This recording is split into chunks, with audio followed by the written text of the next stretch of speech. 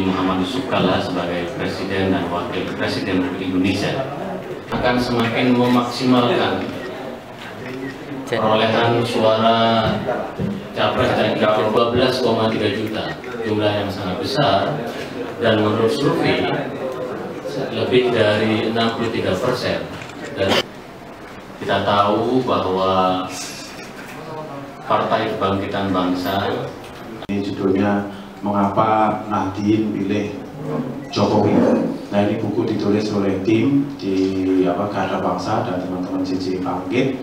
Yang ini kita cetak 100, sementara ini kita cetak 100.000 eksemplar. Terus nanti akan terus kita perbanyak menyesuaikan kemampuan kita, Pak Gusmis. Jadi sementara 100.000 dulu, dan ini kita distribusikan ke struktur Nahdlatul Ulama. Jadi mulai dari wilayah sampai ke daerah-daerah di bawah, jadi struktur. Jadi mulai dari pengurus cabang, terus kemudian MWC NU, ranting NU, kemudian di struktur PKB sendiri juga sampai ke tingkat paling bawah, juga ke jaringan pesantren, kemudian ke kiai-kiai kampung. Jadi semua kita kirimi buku ini agar mereka ini bisa lebih memahami sosok seorang Jokowi, dan sekaligus mereka memahami alasan mengapa warga NU itu harus memilih Jokowi. Nah, ada beberapa alasan yang kita kemukakan di sini. Secara umum saya sampaikan bahwa warga Nahdlatul Ulama ini memiliki banyak alasan untuk memilih Jokowi, dan diantara yang terpenting adalah bahwa di antara pasangan capres maupun cawapres yang berkompetisi pada Pilpres kali ini, maka pasangan Jokowi JK lah yang mewakili unsur Nahdlatul Ulama, mewakili Ahlus Sunnah wal Jamaah, dan sekaligus mewakili komunitas dunia pesantren. Jokowi adalah NU kultural, dia penganut ajaran Ahlus Sunnah wal Jamaah, suka tahlilan seperti yang dilakukan tadi malam. Beliau juga ikut tahlilan di kediaman Ibu Megawati Soekarno Putri. Tahlilan itu sendiri kan sebagai salah satu tradisi Ahlus Sunnah wal Jamaah, tradisi Nahdlatul Ulama. Dia suka ziarah kubur, dia suka maulid, dia suka baca sholawat dan seterusnya.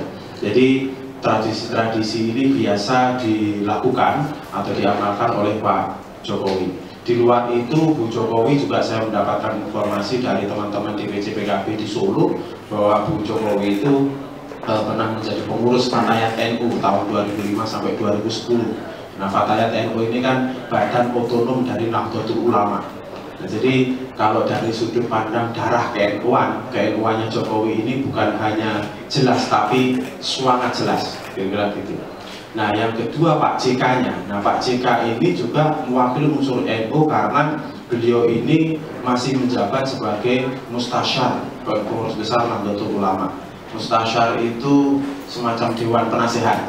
Nah, Pak JK ini masih menjadi mustasyar pengurus besar Nahdlatul Ulama periode 2010-2015. Nah, di luar itu dalam konteks keluarga, Pak Yusuf Kalla juga keturunan dari pendiri Nahdlatul Ulama di Sulawesi Selatan. Ayah anda beliau, Haji Kalla, itu kan seumur hidup menjadi pengurus NU terus di Sulawesi Selatan. Jadi ini jelas bahwa baik sosok Pak Jokowi maupun sosok Pak JK ini mewakili Nahdlatul Ulama, mewakili dunia pesantren, mewakili Ahlus Sunnah wal Jamaah.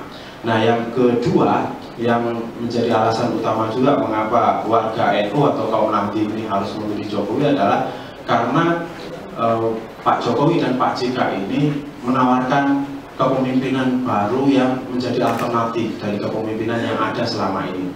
Misalnya ketika kepemimpinan yang lain itu ditujukan dengan dengan cara yang konvensional, Pak Jokowi dan Pak JK ini menunjukkan gaya kepemimpinan yang lebih inovatif, lebih kreatif.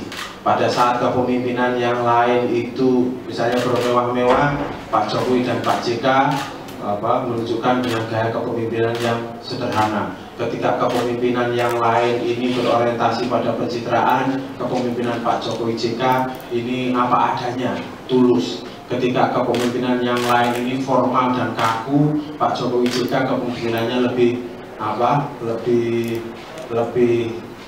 fleksibel, lebih merakyat. Ketika yang lain kepemimpinannya berjarak begitu dengan rakyat, Pak Jokowi justru belusuan, kemudian tidak berjarak dengan rakyat.